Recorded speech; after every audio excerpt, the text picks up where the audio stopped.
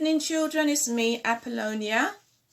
As you can see, I'm surrounded by blue and pink balloons, which means it's a birthday story for two lucky children, a girl named Ava and a young little boy named Cardell.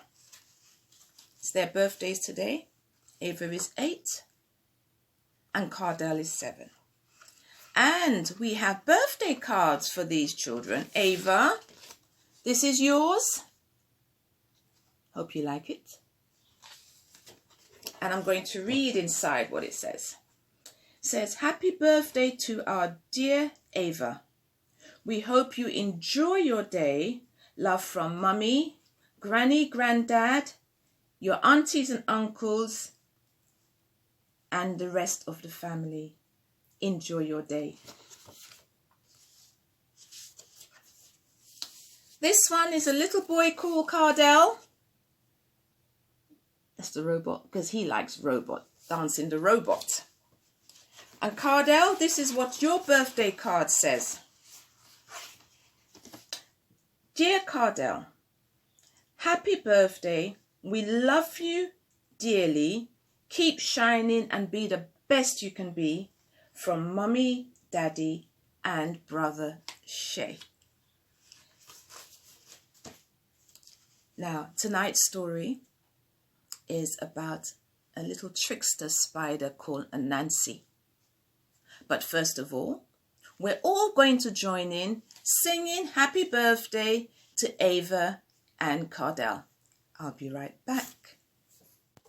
Happy birthday to you. Happy birthday to you. Happy birthday, happy birthday. Happy birthday to you. Hi again. Now that we have all sang happy birthday to Ava and Cardell, I'm going to continue with the story about Anansi. I'm sure your grannies and your mummies would remember this story. This one is Greedy Anansi and his 3 cunning plans. I'm going to read one of them today. This one's called Why Anansi the Spider Has 8 Long Thin Legs. Do you know, there was once a time when Anansi's legs were not thin and long, the way they are now. They were very thick and very short and very stubby. I didn't know that. This is the story of how they came to change. Anansi had short legs but a large belly, and he loved to fill it with good food. Best of all, he liked the tasty food cooked by all his friends in the village. On this particular day, Anansi went to visit Rabbit. Now, Rabbit was cooking fresh, ripe greens. At the thought of the wonderful flavour, Anansi's mouth watered and his stomach gurgled. Just how you gurgle when you're waiting for Granny's food, I bet. Ah, he cried, delicious greens. I see, Rabbit. My dear friend, come and join me for dinner, said Rabbit. It's not quite cooked yet, but it be ready soon. There's Anansi at the doorway while Rabbit is cooking his greens. But Anansi was not only greedy, unfortunately, he was also lazy. He thought, if I stay while the greens cook, surely Rabbit will ask for help and give me all kinds of jobs. Quick as a flash, Anansi answered, Oh, Rabbit, that's very kind of you. Of course I will. I have some little tasks to do and I'll be right back. I think he's running away. I'll spin a length of web and tie it around my leg. Then we can tie the other end around your cooking pot. When the meal is ready, pull on my web and I'll rush right back. Good idea, said Rabbit. So one end of Anansi's web was looped around the pot, and off Anansi went. Can you see? There's the pot, there's the loop, and there's Anansi. Let's see what he's up to now.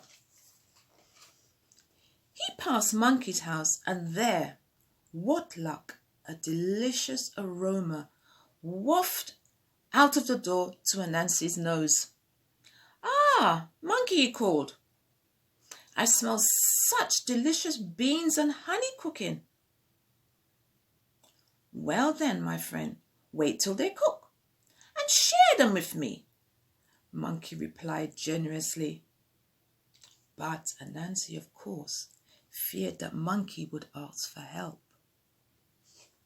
Hurriedly he answered, "Monkey, my dear friend, that's kind of you. I'd love to share your meal, but first I must see to a few things. So here's what we can do. I'll spin a length of web and knot one end around my leg, the other round your cooking pot. When the beans and honey are ready, just pull on my web and I'll rush back." "How clever," said Monkey. So one end of Anansi's web was looped around the pot, and away the little spider went. Anansi walked on. Such tantalizing cooking smells floated around the village, and there were lots more friends. He visited tortoise, hare, squirrel, mouse, and fox. And delights of delights, every one of them was busy making their evening meal.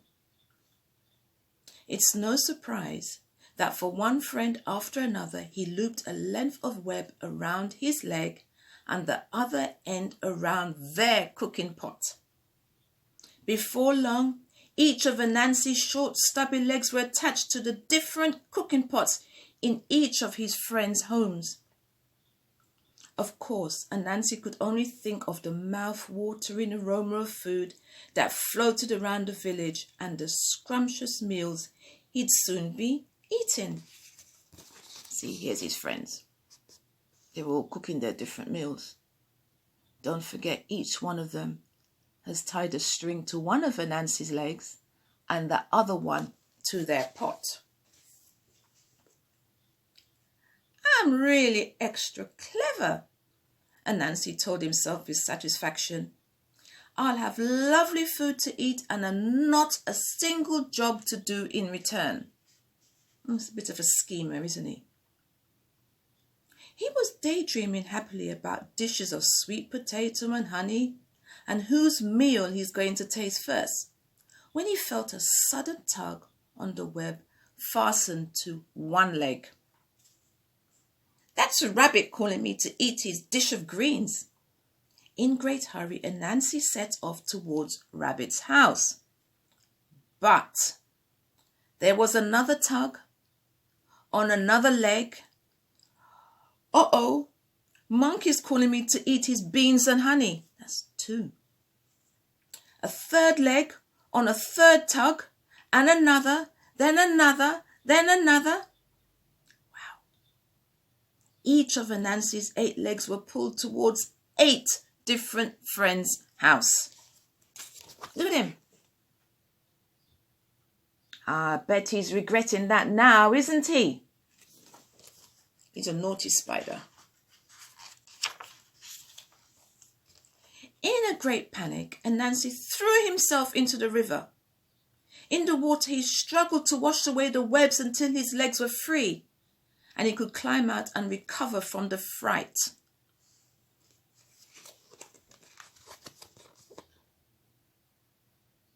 Now he's going to try and get rid of those webs, isn't he? It wasn't long, though, before he saw that his legs were not short and thick and stubby anymore. Instead, he had 8 long, skinny legs, each stretched and stretched and stretched by the pulling of the webs. "So that's all I have to show for my clever plan," he snorted. 8 spindly legs and 8 missed dinners. If I want to eat anything at all today, I'll have to cook it for myself. After all. See what greed is? He didn't want to help, and he's got himself in some serious trouble. He didn't even get to eat not one of those meals. He had to make his own. So he was being greedy and being selfish. That's what you get. It's a naughty spider. I hope you enjoy your day. I hope you enjoy the rest of the week. And I hope to see you soon. It's good night from Appalonia. Good night. All books read by Appalonia The Storyteller are now available on No Ordinary Bookshop website on www.noordinarybookshop.co.uk. See you there!